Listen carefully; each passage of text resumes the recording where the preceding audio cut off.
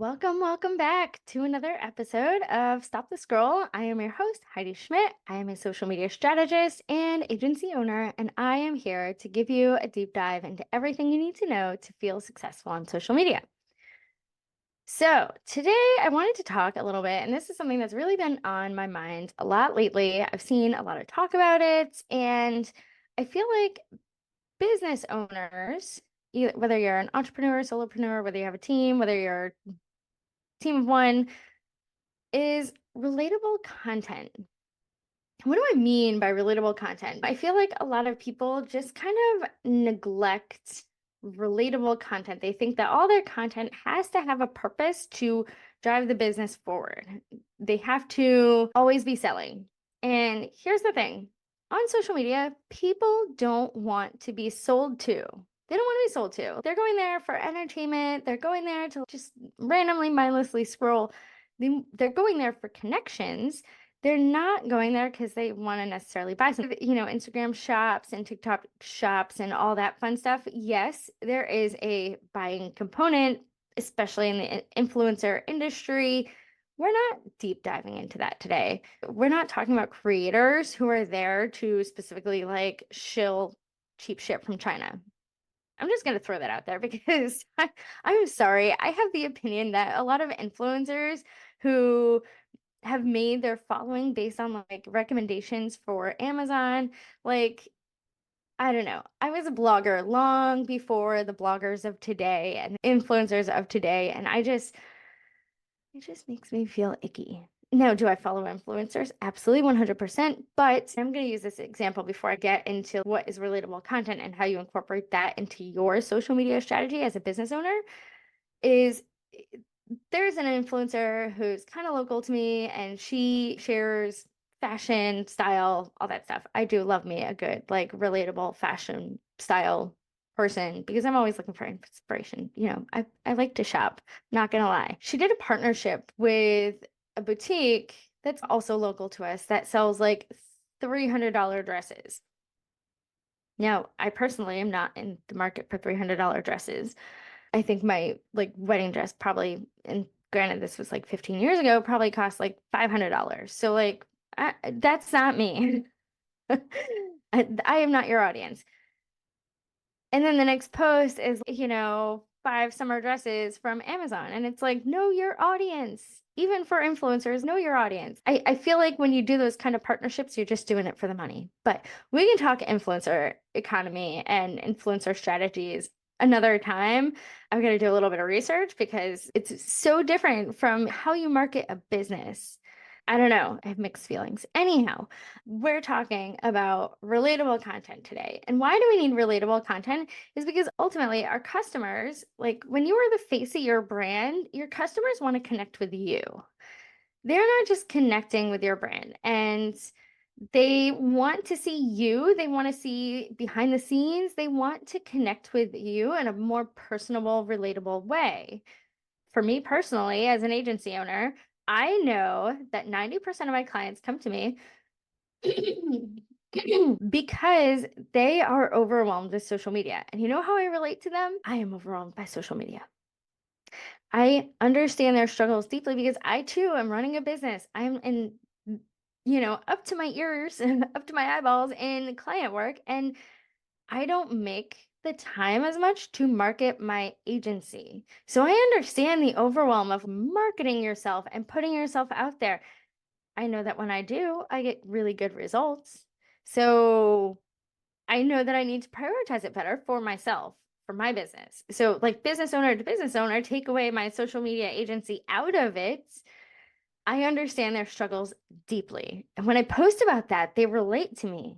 When I post about, the weeks that my child is homesick and wholly overwhelmed Batman because working from home and having a sick child, like I know that they relate to that because they've dealt with those challenges too. Granted, a lot of my clients have older kids, but either way, they've been there. They're in the trenches too. So when you think about how your audience relates to you and what that relatability is, like where's the overlap between you and your audience? And when I talk about our audiences, like let's talk about deep diving into our audience personas in a way that like we deep dive and we know their needs, we know what they want, we know what they're looking for, we know what their pain points are, we know what emotions kind of trigger them to make that decision to work with you. That's what I mean by like deep diving into that audience, because that's going to help you determine what is relatable content. And now, when I say relatable content, like you want to foster that sense of connection with your audience.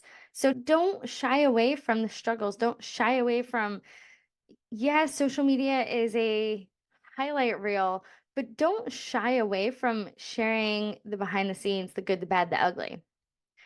So that's tip number one of sharing relatable content. Like share those behind the scenes moments. Share, share, share, share. Whether it's, your messy workspace, whether it's a candid moment, talking about the challenges that you're facing, talking about how like your need for self-care. We all have that need. Like these little snippets of your day, your life, whatever, they make you relatable as a business owner. Thinking about how you can humanize those behind the scenes moments and share those with your audience, they just kind of allow them to connect with you. They allow them to celebrate with you, to, hey, I feel that. Like, you want to talk about the overwhelm of getting ready for vacation? Like, I guarantee you there are going to be 10 people who are going to comment on that post and be like, oh my God, I need a vacation too. Oh my God, I feel you so much. Like, that's what I mean by sharing the behind the scenes moments. Find ways to have those meaningful conversations, whether it's asking for opinions, creating polls, doing Q&A sessions. Involve your followers so that they kind of like buy in, they buy into what you're offering. If you're thinking about a new service, like ask them, hey, would this be helpful? Would this be something that you would invest in for your business? If you're considering a new service or a new product or something like that, pull your audience to find out if it's one, something that they're even going to be interested in, and two, what do they need? What's going to be most helpful to them? When you share like, hey, let's have a conversation about this. I'm thinking about doing this. And especially if you're like, oh my God, people are going to buy this. And I'm speaking from personal experience because I've been thinking about doing a course. But when I look at all the social media courses out there, they're generally geared toward other social media managers. And that's not my market. That is not my audience. I have built a network of other social media managers that I can either refer to or that I can tap into as content creators. And I love them. I love them dearly. However, I don't have an offer for them. And I don't want to because there are so many people that do it that eh, dime a dozen, dime a dozen people. But that being said, like would a course for other business owners on how to be successful on social media, develop a social media strategy, that's something that has been deeply rooted in my anxiety. Like, I want to do this, but are people going to actually buy it?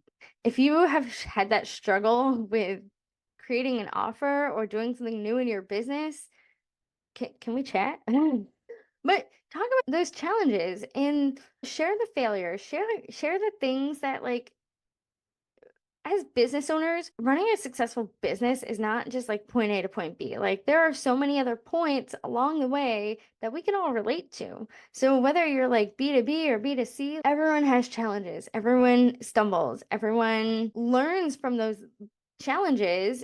So highlight those lessons because the vulnerability, like being vulnerable with your audience, allows them to foster that connection with you.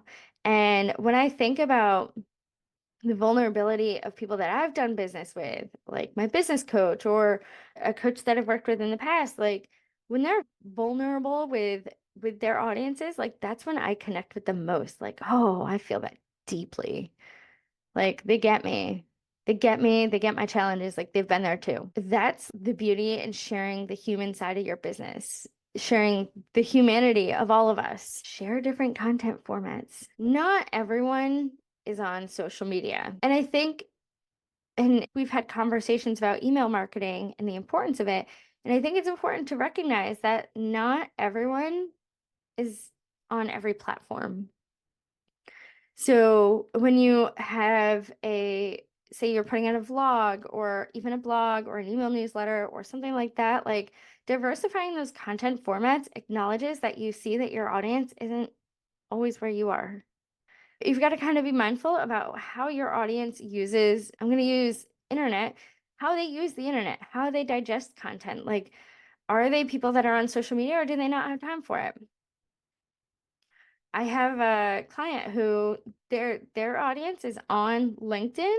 They're not super engaged. However, my client also hears all the time at trade shows, "Oh, we love your social media."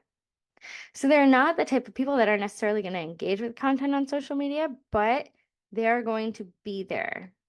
And they're going to see them and they're going to remember them for that. So be mindful about the content formats that you're putting out there and other ways that you're reaching out to your audience that aren't just on Instagram. I had a former client of mine, and she's really grown her business in different formats, like online. She owns a retail shop.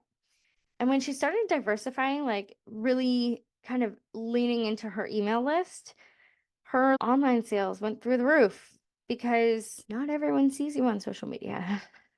And guarantee, like if they're also running a business, especially if you're B2B, chances are they don't have time to see all of your content every day. So making sure that you are showing up in multiple places, because that also shows the relatability. Like you relate that they're not always, doom scrolling on Instagram. I've talked about this before, but embrace your imperfections. Like I love when businesses, especially ones that are very active on Reels, and there is a perfect example of a video content creator who does Reels for local businesses. Like she shares blooper reels and they're magical. And I love them. And it shows the human side of these brands that she's working with. And I eat it up personally. Like, I think it's great. So embrace those imperfections and share the blooper reels. Like, why wouldn't you? If you just did a big launch, like share the mistakes in a blog post, X number of lessons that I learned from this launch. Things like that. Like, they really, really demonstrate that you're not trying to be perfect. Like, no one's perfect. We know that. So, sharing the imperfect, like, don't let perfect be the enemy of good. I had a boss that used to tell me that. And, like, he also used to say, like, we're not curing cancer here. It's not the end of the world if a post doesn't go out. It's not. Like, it's not. I'm posting to Instagram and Facebook and LinkedIn for my clients. Like, it's not the end of the world if a post goes out at 9 a.m. or 3 p.m. And obviously, I hold a very high quality for my content creators and for the work that we put out, but I also know that like life happens. And when we don't get it right, we own up to it. Own up to it with your clients and tell them why you didn't get it right. Like whatever. Last month, like I dropped a lot of balls, and you know why? Because I put my cat down. And it was a really rough, like 2 weeks there for me. And it just, but ultimately, like, I'm not a brain surgeon. I'm not a neurosurgeon. I'm not, we're not curing cancer with social media or email marketing. And I mean, that being said, like, yeah, it's someone's bottom line. So we try to do the best that we can, but life happens. So sharing those life happen moments with your audience, like, hey, maybe you didn't show up on social media for a week because you were really busy or because you had a car accident or something and you were dealing with life. Sharing those life moments just makes you that much more relatable. Share them, please, please. Like, stop the highlight reel. Stop the highlight reel. Because those human moments, they just make it really, really impactful. And they show that one, you're not always selling and you don't always care about what just the bottom line and making money. Like you're there to connect with your audience and you're there to connect with your followers and you care about them as people, not just how much money is in your pocket.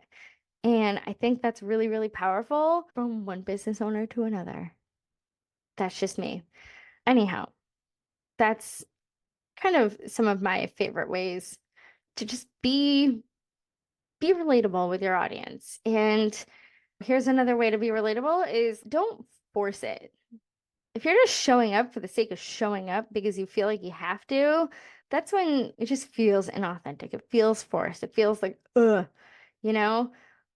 Yes, yes, consistency is 100% important, but like you're not going to lose your followers if you don't show up every day. Like I've been quite frank in previous episodes that like my goal for me, and I own a social media agency, I don't even show up every day because I'm the one that does all my social media, and sometimes it just doesn't happen. We're human, and when we expect too much from ourselves, that's when the quality suffers. And that's when we get disconnected from our audience. And when we show up in super real ways, then that's when the magic happens. That's when we garner the new followers. That's when we get the good engagement. That's when we make the sale. It's Don't let perfect be the enemy of good. And finally, just keep it simple. Like if you're wondering, like, well, how often do I need to have relatable content? Content that's not there to serve a purpose that drives your business forward. Obviously, you don't want all of your content to be that relatable content because that's not what's going to drive your marketing goals. If you don't overthink it, and, like, for one of my clients, like she'll occasionally pop in and she'll post something and it gets really good engagement. It performs so, so well.